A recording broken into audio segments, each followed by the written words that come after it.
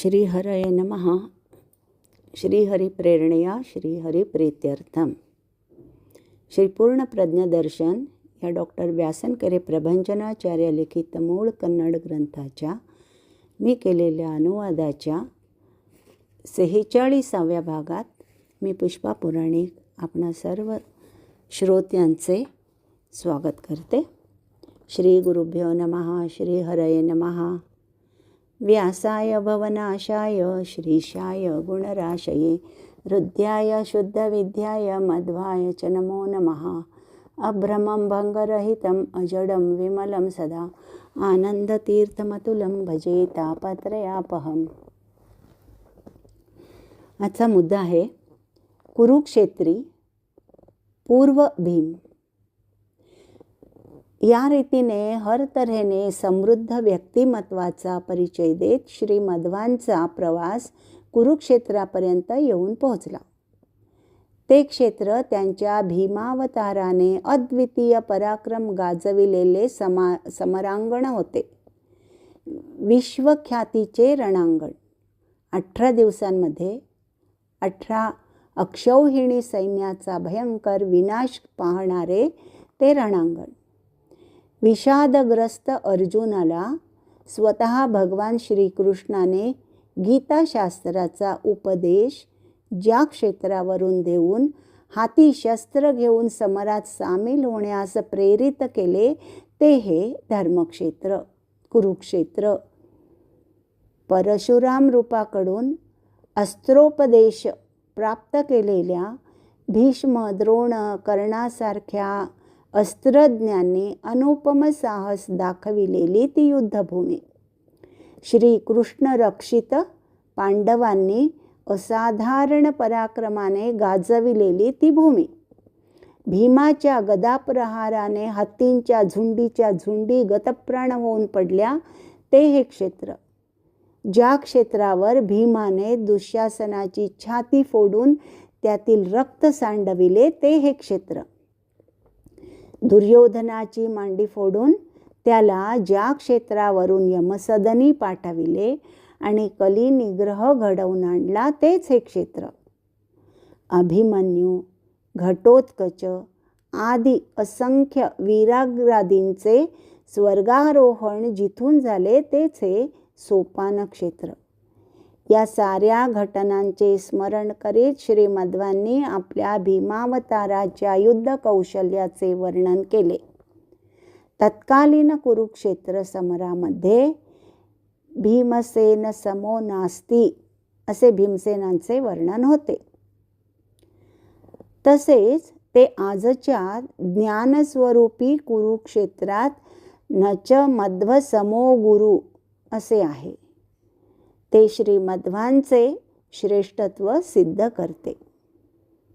एकदा सत्यतीर्थांच्या नेतृत्वाखाली साऱ्या शिष्यांनी मिळून श्री मध्वांकडे प्रार्थना केली.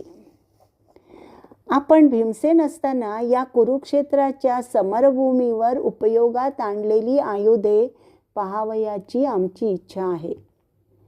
श्री मध्वांनी त्यांची ती इच्छा नाकारली नाही. एका स्थळाकडे निर्देश करीत तेथे त्यांनी जमीन खोदण्याचा आदेश दिला. अत्यंत आनंदभरित होऊन त्या साऱ्यांनी ती भूमी खणली आणि तिथे आढळून आलेल्या दृश्यामुळे त्यांच्या मनात कुतूहल निर्माण झाले. त्यांच्या कल्पनेपलीकडे असणाऱ्या बृहदाकार अशी एक गदा त्यांच्या दृष्टीस पडली. श्री मध्वगुरूंवरील त्यांची श्रद्धाभक्ती, त्यांच्याशी निगडीत महाभारतावरील प्रेम वृद्धिंगत झाले. हे सारे आतुरतेने कौतुकाने पाहणाऱ्या सत्यतीर्थांना ते म्हणाले, त्या युद्धामध्ये एक राजा म्हणून तुम्हीही सहभागी होतात.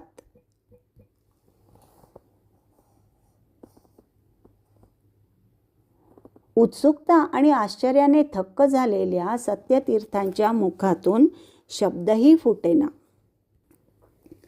आपण किती भाग्यशाली आहोत.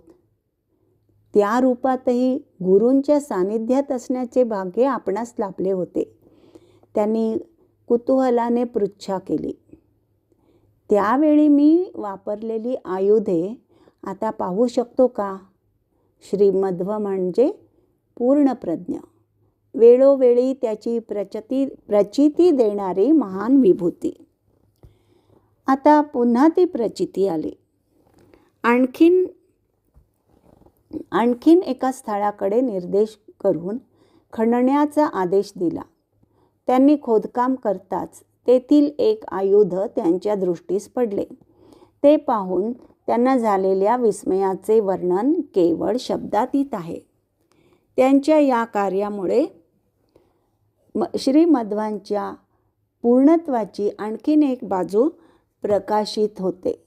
इतिहासाचा विमर्श करताना अन्य अनेक साधनांप्रमाणे उत्खनन करण्याचाही एक श्रेष्ठ मार्ग उपलब्ध आहे.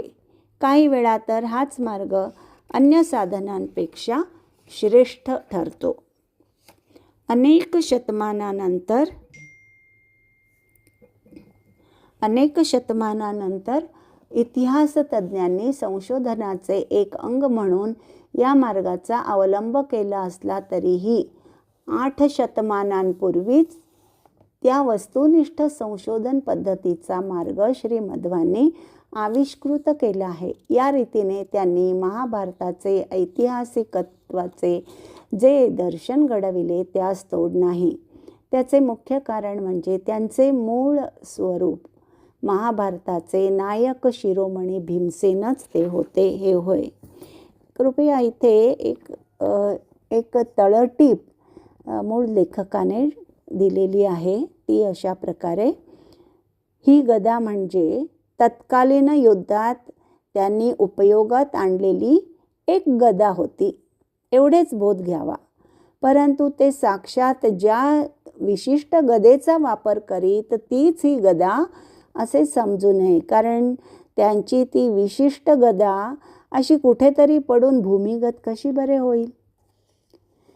महाभारताच्या अंती कुरुक्षेत्राच्या युद्धात सकल मृत झालेले श्री व्यासांच्या सामर्थ्यामुळे पुन्हा सजीव होऊन उठून आल्याचे ऐकताच जनमेजय राजा हे स्वतःही पिता परीक्षित राजाला पाहण्याची इच्छा व्यक्त केली. तेव्हा लगेचच श्री व्यासांनी परीक्षित राजाला तेथे आणून दाखविले. तेव्हा त्याला महाभारतात आणखीन रुची निर्माण झाली. त्याचप्रमाणे ही एक घटना होय.